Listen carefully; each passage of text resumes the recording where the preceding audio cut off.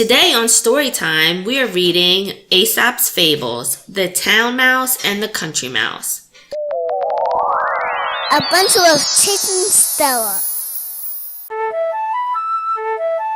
This is story number 2 from A Treasury of Aesop's Fables. The Town Mouse and the Country Mouse. There once were 2 mice, a rich town mouse and a poor country mouse. The mice were cousins, but they hadn't seen each other in some time. So one day, Country Mouse invited his cousin to visit his home in the countryside. Town Mouse arrived on Country Mouse's doorstep in his finest clothes and shiny new shoes. "You look very nice," Country Mouse said when he met his cousin at the front door. "Thank you," said Town Mouse. "I like to look my best for every occasion." "I hope you brought other clothes too," said Country Mouse. "The country is often colder and wetter than the town." Town Mouse hadn't brought any other clothes, and he soon began to wish he had. "I don't wish to be rude," he shivered one morning on a stroll through the woods, "but don't you find it rather cold and dirty here?" "I'm used to it," said Country Mouse, who was sensibly dressed in a wool sweater and thick socks. "The air is fresh and pretty flowers grow in the dirt." "In the town, I have clean sidewalks to walk on," replied Town Mouse, dodging muddy puddles in his shiny shoes.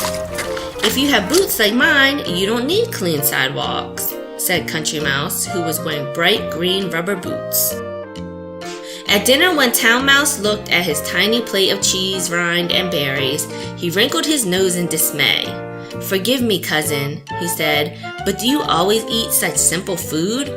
I am used to eating twice as much for dinner." "I don't need anything fancier," said Country Mouse. "If it's tasty, it's good enough for me. This is just enough to fill me up." "You must come and stay with me, and I will show you how much nicer it is to live in the town," replied Town Mouse. "That is most kind of you," answered Country Mouse politely. "I shall polish my rubber boots." At last, Town Mouse's stay in the country came to an end. He hadn't enjoyed it very much, though he was much too polite to say so. When Country Mouse came to visit him, he couldn't wait to show him how much better the town was. Arriving at Town Mouse's impressive house, Country Mouse looked up in amazement. The house was very tall, and there were other tall houses on both sides of it. "Welcome to my home," Town Mouse said rather grandly. Inside the house, the floor was covered in thick carpet, so Country Mouse had to leave his rubber boots by the front door. It was so warm that he had to take off his scarf and thick socks. "This is a splendid house, cousin," he said, looking at all the fine things. Town Mouse served tea in the dining room. There was enough food to feed 1,000 mice. Sandwiches and cakes, fruit and nuts, seeds and chocolate, but no bread and cheese. "What a magnificent feast, cousin," said Country Mouse, tying his napkin around his neck and preparing to dig in. "I have never seen so much food." "Please try everything," said Town Mouse, "and have second helpings if you wish." Country Mouse thought the food was so delicious he had second, third, and fourth helpings. "I think I could get used to living in the town," he said, patting his wool sweater, which was feeling tight over his full stomach. Just at that moment, a giant cat strolled casually into the room.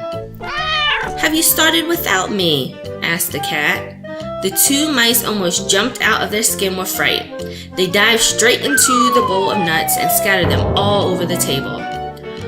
"Aren't you going to invite me to join you?" the cat asked, jumping onto a chair.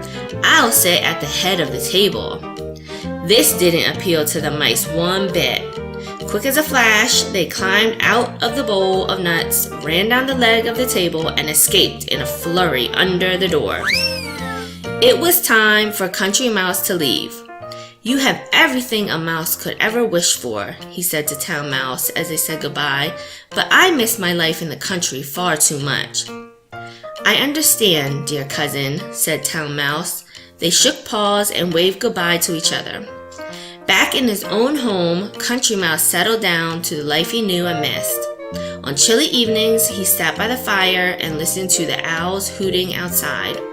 On warm summer days, he played amongst the flowers in the garden and breathed in the sweet fresh air. "This is the life for me," he said to himself. He remembered the giant cat in the dining room full of food and thought, "I prefer a simple life I can enjoy in peace." And the moral of the story is better a little in safety than in abundance surrounded by danger. The end. If you had fun reading with us today, don't forget to like, subscribe, and hit the bell. See you next time on Adventures with Chase and Stella.